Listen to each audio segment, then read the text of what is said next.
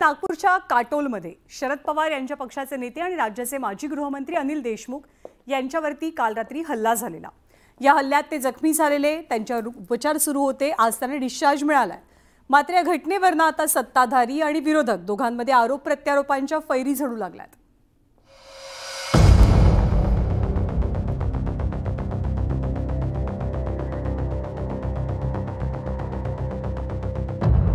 नागपूरच्या काटोल मतदारसंघातील नरखेडमध्ये सभा आटोपून कारनं परत येत असताना बेला फाट्याजवळ काही अज्ञातांनी देशमुखांच्या कारवर दगडफेक केली।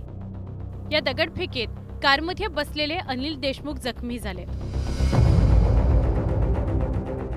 जखमी अवस्थेतल्या अनिल देशमुख यांना मॅक्स रुग्णालयात दाखल करण्यात आले। त्यांची प्रकृती स्थिर असल्याचं डॉक्टरांनी सांगितलं। दरम्यान हा हल्ला भाजपने केल्याचा आरोप अनिल देशमुखांनी केलाय। बीजेपी वाले होंगे।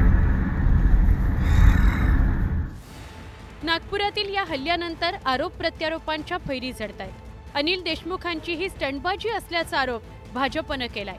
त्याला मवियानंही उत्तर दिलंय। मला काय म्हणायचं काय? मला म्हणायचं हेच आहे की हे जे काल अनिल देशमुखांनी केलं हे फेक दगडफेक आहे। हे एक फेक कृत्य आहे आणि हे सगळं नुसतं निवडणूक आपण हारताना दिसतंय आणि म्हणून त्यांनी हे सगळं घडून आणलेलं आहे। फुके सारख्या दीड दमडीच्या आमदाराला, परत सांगतो, दीड दमडीच्या आमदाराला तळवे चाटूचा देवेंद्र फडणवीस ओळखला जातो। त्याला मला उत्तर देण्याचं बातील नाही। त्यांनी जे करायचं ते करेल। येणाऱ्या दिवसामध्ये कळेल काय।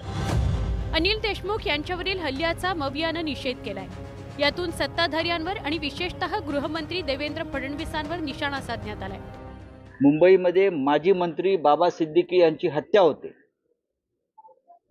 बाबा सिद्दीकीची हत्या होती आणि अनिल देशमुखांसारख्या ज्येष्ठ नेत्याला, माजी गृहमंत्र्याला ठार मारण्याचा प्रयत्न स्वतः गृहमंत्री देवेंद्र फडणवीस असलेल्या नागपुरात होतो।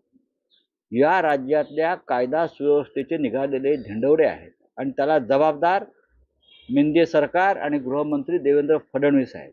भारतीय जनता पार्टी खोटा हा मानते। मला असं वाटतं आताच्या घडीला भारतीय जनता पार्टी या राज्यात कुठेही विजयाच्या जवळ पोहोचू शकत नाही। म्हणून अशा पद्धतीनं हल्ले करून अशा 2-3 दिवसात विरोधकाला नामोहरम करण्याचा प्रयत्न होतो। परंतु आम्ही कच्च्या गुरुचे चेले नाही। अशा हल्ल्यानंतर ताकदीनं काम करू आणि भारतीय जनता पार्टीचा या गद्दार, शिंदे आणि पवार गटाचा 100% पराभव करू। नाशिक पूर्व विधानसभा मतदारसंघात भाजपचे राहुल ढिकले आणि राष्ट्रवादी काँग्रेस शरदचंद्र पवार पक्षाचे उमेदवार गणेश गीते यांच्या कार्यकर्त्यांमध्ये तुंबळ हाणामारीची घटना घडली आहे। ऐन मतदानापूर्वीच हल्ले आणि राड्यांच्या या घटनांमुळे वातावरण तापलंय आणि यातूनच सत्ताधारी आणि विरोधकांमध्ये आरोप प्रत्यारोपांच्या फैरी सुरू झाल्या आहेत। नागपूरहून उदय तिमांडे आणि नाशिकहून लक्ष्मण घाटोळसह ब्युरो रिपोर्ट, न्यूज 18 लोकमत।